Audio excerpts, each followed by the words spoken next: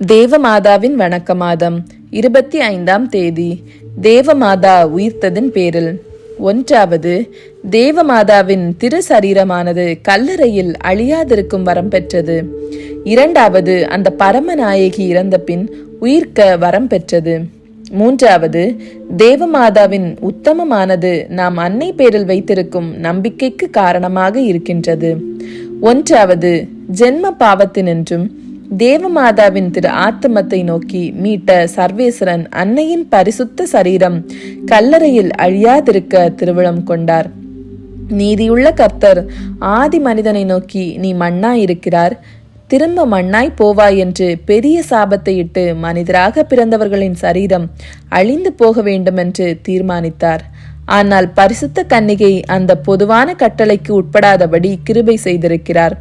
சாகும் அளவும் ஓர் அற்ப மாசில்லாமல் பரிசுத்தவளாய் இருந்ததாலும் அன்னையுடைய திரு உதரமானது அவதரித்த இரட்சகருடைய இருப்பிடமாகி தெய்வீகத்தினுடைய தேவாலயமும் இஷ்ட பிரசாதத்தினுடைய சுகிர்த்த பீடமாயும் இருந்ததாலும் அன்னைக்கு இந்த அழியாத வரத்தை கொடுக்க திருவிழம் கொண்டார். நீங்களும் பரிசுத்த திவ்ய நற்கருணை வழியாக அவதரித்த கர்த்தரை வாங்குகிறீர்களே.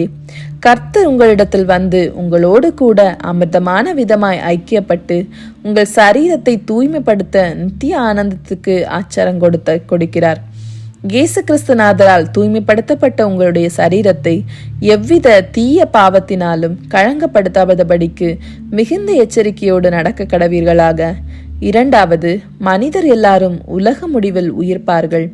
ஆனால் பரமநாயகி மனு மக்களுக்கு ஜீவியமும் உத்தானமாகவும் இருக்கிற இயேசுநாதரை பெற்று அவருடைய முன்மாதிரியை பின் சென்று ஆத்ம ரட்சணிய அலுவலில் அவருடன் ஒத்துழைத்தபடியால் அன்னை இருந்த 3ஆம் நாள் ஆத்ம சரீரத்தோடு உயிர்த்தெழுந்தருளும் வரம் பெற்றார். அன்னையுடன் திரு சரீரத்தோடு ஒன்றாகி பாக்கியமும் மகிமையும் கொடுத்ததாம். இந்த திரு சரீரமானது கல்லறையினின்று எழுந்து சூரியனை பார்க்க அதிக ஜோதியோடும் சந்திரனை பார்க்க அதிக குளிர்ந்த பிரகாசத்தோடும் லகு சூட்சம் அழகு சாகாமை என்ற 4 வரங்களை அடைந்து துலங்குகிறதாம். ஓர் கஸ்தியும் படாமல் என்றென்றும் மோட்ச பேர் என்ப ராஜ்யத்தில் வாழ்ந்திருப்பாள். நாம் நம்முடைய திருத்தாயாருக்கு கொடுக்கப்பட்ட மகத்துவத்தை கண்டு அன்னையை வாழ்த்தி புகழ கடவுமாக. நடுத்திருக்கிற நாளில் நாமும் உயிர்ப்போம் என்பது சத்தியம். ஆனால் நாம் உயிர்த்து மோட்சத்துக்கு போவோமா அல்லது நரகத்துக்கு போவோமா தெரியாது. அது நமது நடக்கைக்கு தகுந்தது போல இருக்கும். 3. தேவமாதாவின் மகிமை நிறை ஆரோபணம் நமக்கு சந்தோஷமும் நம்பிக்கையும் வருவிக்கின்றது. தமது சரீரத்தோடும் ஆத்மத்தோடும் மோட்சத்துக்கு எழுந்தருளி அதில் நிகரில்லாத மகிமையை அடைந்து இன்னமும் நம்முடைய தாயாருமாய் அடைக்கலமுமாய் ஆதரவுமாய் பாதுகாவலியாயிருக்குமாய் அன்னை அழைக்கப்படவும் சித்தமானாள். நாம் அனுபவிக்கிற தீமைகளிலும் இக்கட்டுகளிலும் சும்மா இருக்கிறதப்படி இதோ அவைகளினின்று நம்மை மீட்க நமது நேச அன்னை காத்திருக்கிறாள். அன்னையிடத்தில் அபய சத்தமிட்டு நம்பிக்கையோடு மன்றாடுவோமாகில் அன்னை நமக்கு வேண்டிய வரங்கள் எல்லாவற்றையும் அடைந்து கொடுப்பாள் என்பது திண்ணம். ஜெபம். பரலோகத்துக்கும் பூலோகத்துக்கும் ராக்கினியான திவ்ய கன்னிகையே, உமது திரு ஆத்மம் உமது பரிசுத்த சரீரத்தோடு சேர்ந்து உயிர்க்கிற போது நீர் அடைந்த மனவாக்கு கெட்டாத சந்தோஷத்தை பற்றி உம்மை வாழ்த்தி ஸ்துதிக்க கொண்டாடுகிறோம். ஓ தாயாரே, புயல் அடிக்காத துறைமுகமான மோட்சத்தில் சேர்ந்து சர்வேஸ்வரனுடைய சிம்மாசனத்தில் இருக்கிறீர்.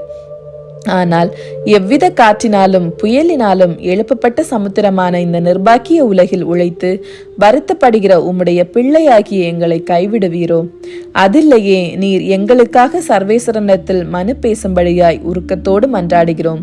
ஓ தாயாரே, எங்களை கிருபை கண் கொண்டு பார்த்து எங்களுடைய மன்றாட்டுகளுக்கு இறங்கி நாங்கள் அனுபவிக்கிற தீமைகளை நீக்கி ஈடேற்றத்தை அடைவதற்கு வேண்டிய வரப்பிரசாதங்களை பெற செய்வீரென்று நம்பிக்கையாய் இருக்கிறோம்.